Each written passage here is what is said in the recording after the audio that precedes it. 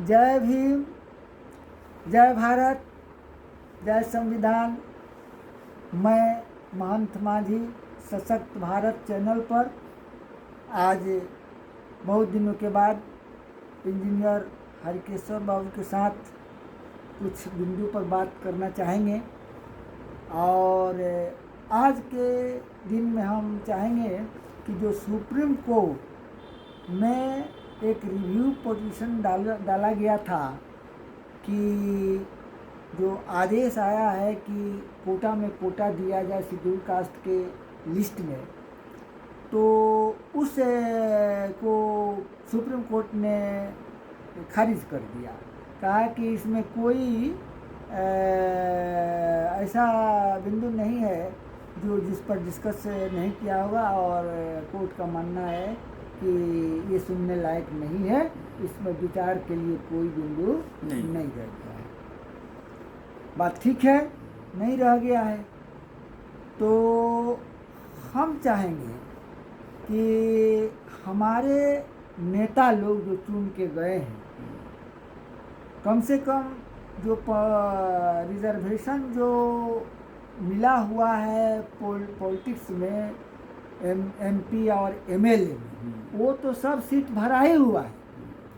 तो उन लोगों को इस विषय में क्या सोचना चाहिए और क्या करना चाहिए, और आप बताएं कि इसके लिए जो शेड्यूल कास्ट में आगे हो गए हैं, तो जो पीछे रह गए हैं उनके लिए दोषी आगे जो हो गए हैं वो हैं, और कि पीछे जो रह गए हैं उसके दोषी स्टेट गवर्नमेंट है, और दूसरी कारण है इनका तो दोष कोई नहीं होना चाहिए। इस पर आप का क्या कहना है? देखिए, पहला सवाल आपने कहा कि जो जीतकर एमपी एमएलए जो पॉलिटिकल रिजर्वेशन लेकर शेड्यूल कास्ट के कम से कम 131 को वहाँ हैं संसद में, वे लोग क्या कर रहे हैं, ठीक है।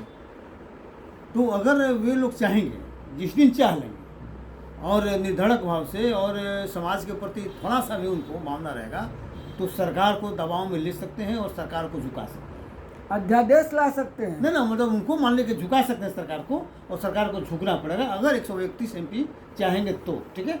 अब लेकिन कितना चाहेंगे नहीं चाहेंगे, उनका भविष्य खुद उनका हाथ कट रहा है। अगर अभी मानने के नहीं तैयार हुए तो उनका हाथ कट जाएगा, समझे ना। वो सारे लोग आउट हो जाएंगे, है ना। जब रिजर्वेशन खत्म हो जाएगा तो कहाँ से होगा, पहला तो ये होगा। दूसरा मान लिया कि सवाल ये है कि आपने कहा कि भाई देखिए, वास्तविक स्थिति ये है कि अभी तक तो शेड्यूल कास्ट का ऑन द होल अभी तक प्रतिनिधित्व कहीं पूरा हुआ नहीं, चाहे शिक्षा के क्षेत्र में हो या नौकरी के मान लीजिए के क्षेत्र में हो, राजनीतिक क्षेत्र में अलग है कि पूरा सीट पर चुनाव हो जाता है, पूरा सीट भर जाता है, लेकिन शिक्षा में और इसमें अभी तक पूरा प्रतिनिधित्व नाम के लिए भी पूरा नहीं, प्रतीकात्मक रूप से भी मान लें कि पूरा नहीं हुआ है कि नाम के लिए भी चलिए ठीक है, उतना आदमी को गिनती के लिए गिनाते हैं, ठीक है। वास्तविक प्रतिनिधित्व जो है समझिए कि एक तरह से सक्षम और निर्णायक प्रतिनिधित्व को तो बात ही छोड़ते हैं, ठीक है। वैसी परिस्थिति में जो सुप्रीम कोर्ट का निर्णय है, एक तो वो तो संवैधानिक भी नहीं है जहाँ तक मैं समझ रहा हूँ, है कि नहीं। और दूसरा मान लीजिए कि वो परिस्थिति जन्य भी नहीं है, परिस्थिति भी आपको बाध्य नहीं कर रही है, क्योंकि परिस्थिति तब बाध्य करती जब टोटल सीट शेड्यूल कास्ट का भर जाता है ना, तब मान लीजिए उनको नहीं मिलता तो होता है कि चलो भाई इनको कुछ लोगों को हटाइए, इनको आने दीजिए। लेकिन वैसी बात भी नहीं है, क्योंकि सब बापूत मिल के भी प्रतिनिधित्व को पूरा करने के पोजीशन में आज नहीं है कि नहीं। तो इसलिए आज के वर्गीकरण जो है परिस्थिति के अनुसार भी नहीं है, वास्तविकता के अनुसार भी नहीं है, ठीक है। अब रह गई बात, लेकिन फिर भी सुप्रीम कोर्ट ने तो कर दिया वर्गीकरण, वो वर्गीकरण कर दिया, अब तो सरकार के हाथ में है। लेकिन अब इसमें सवाल एक पैदा हो रहा है कि भाई इसके लिए दोषी कौन। ये परिस्थिति जो उत्पन्न हुई है, सामान्य परिस्थिति सबके साथ रहा, अब अनटचेबिलिटी का शिकार सभी लोग समान ढंग से रहा, समान ढंग से सबको अधिकार मिला आरक्षण का, है, कोई किसी को रोका नहीं आगे बढ़ने से, ठीक है। इसके बावजूद भी अगर कोई पिछड़ गया, कोई आगे निकल गया, तो आप देखिएगा ये भी सच्चाई है कि बहुत सी जातियाँ बहुत पीछे छूट गई हैं, कुछ जातियाँ आगे, लेकिन आगे भी निकले तो इतना नहीं कि अपना भी प्रतिनिधित्व पूरा करें, ठीक है, इससे तुलना में वो आगे निकली है, लेकिन उतना भी नहीं है कि अपना भी प्रतिनिधित्व पूरा करने का स्थिति में वो भी नहीं, ठीक है। इसके बावजूद वर्गीकरण किया गया तो इसमें बताया जा रहा है कि कुछ लोगों को बताया जा रहा है कि भाई इसमें जो आगे बढ़ गए वो दोषी है, लेकिन यहाँ से कहीं कोई सवाल ही नहीं पैदा होता। इसलिए उन्होंने किसी को आगे बढ़ने से रोकने की ना उनकी क्षमता है ना उन्होंने किसी को रोकने का काम किया, ठीक है। लेकिन सवाल उठा के पिछड़ क्यों गए, तो स्वाभाविक है कि आर्थिक आधार पर पिछड़ गए, आर्थिक मान लीजिए कमजोरी के कारण पिछड़ गए। लेकिन अगर सरकार के पास पर्याप्त आपका आवंटन है, अच्छा एक बात बताइए। विशेष सुन लीजिए, विशेष मान लीजिए कंटीजेंट प्लान के तहत पैसा आगाज माने काफ़ी पैसा, उसमें कहीं कोई कमी नहीं, अगर उस पैसा का सदुपयोग होता, मतलब क्वालिटी का एजुकेशन मान लीजिए होता, शिक्षा पर मान लीजिए खर्च होता, आर्थिक उन्नयन पर मान लीजिए खर्चा होता, तो आज मान लीजिए कि ये जो स्थिति होती, आज स्थिति उत्पन्न ही नहीं होती और ये वर्गीकरण का सवाल ही पैदा नहीं होता, ठीक है। तो इसके लिए तो आज भी जानना चाहेंगे, हाँ, क्योंकि आप प्रबुद्ध हैं और आप क्वालिफाइड भी हैं, राजनीतिज्ञ भी हैं, जानकार भी हैं और संविधान को भी जानते हैं, कानून को जानते हैं। तो इस देश में जो कुछ वर्षों से चला आ रहा है, सबके साथ अन्याय हो रहा है। जो कमज़ोर वर्ग है, अल्पसंख्यक है ना, दलित है, तो और गवर्नमेंट के तरफ से हो रहा है। आप देख रहे हैं कि न्याय हो के बदले में अन्याय चल रहा है। बुलडोजर से लोगों के मकान गिरा दे रहे हैं।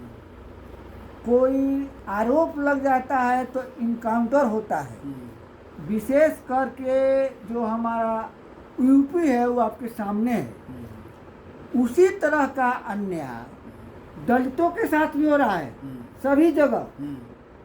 और हमारे जो प्रतिनिधि हैं जिनको चुन करके भेजा गया है, जो संसद में खड़ा है, उनके तरफ से कहाँ कोई रोड पर आ रहा है अपने समाज के लिए अन्याय के खिलाफ। तो अन्याय के खिलाफ जब हमारे चुने हुए प्रतिनिधि नहीं आ रहे हैं, इसके चलते भी हमको न्याय नहीं मिल रहा है। तो यही तो बात है ना, सक्षम प्रतिनिधि और निर्णायक प्रतिनिधित्व जो चर्चा किए, और डॉक्टर अम्बेडकर ने जो प्रतिनिधित्व का व्यवस्था पॉलिटिकल रूप में भी कराया, लेकिन पुनः पैठ के चलते तो सब दिक्कत हो गया। तो चूंकि नहीं कर रहे हैं, प्रतिनिधित्व मेरा नहीं हो रहा है, उसी कारण तो अन्याय हो रहा है। तो जहाँ प्रतिनिधित्व नहीं होगा वहाँ पर अन्याय होगा। तो चूंकि प्रतिनिधित्व कम SC ST का प्रतिनिधित्व है, वहाँ देखने के लिए, गिनने के लिए सब है, लेकिन असल में समाज का प्रतिनिधित्व करने की स्थिति में नहीं है, ठीक है, जिसके कारण अन्याय हो रहा है। दूसरे में नौकरी पेशा में भी जो लोग हैं वो भी प्रतिनिधित्व के रूप में गए हैं, लेकिन वहाँ उनको ये निर्णायक पदों पर रहने नहीं दिया जाता।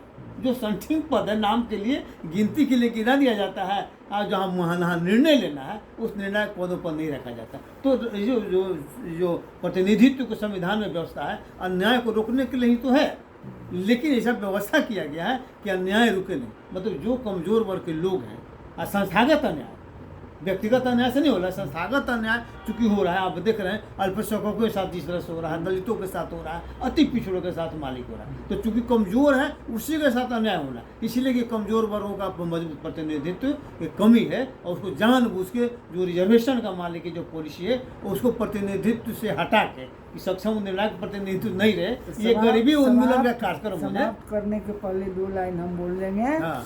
सब जो हमारे प्रतिनिधि चुन के गए हैं, उनके लिए हम ये वार्न कर रहे हैं, सचेत कर रहे हैं कि देखिए भाई, आपका जो रिजर्वेशन मिला हुआ है वो टाइम बाउंड है और लगातार 10-10 साल का बढ़ते गया है।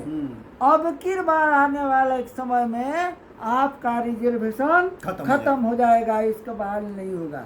इसके ध्यान दीजिए, और समाज के तरफ से और अपने तरफ से अपने बचाव के लिए भी आ करके और गवर्नमेंट में प्रेस डाल करके अध्यादेश लाने का कोशिश कीजिए और दबाव डालिए को निर्णायक प्रतिनिधित्व करिए, मजबूती से करिए, है कि नहीं। जय भीम, जय भारत, जय संविधान।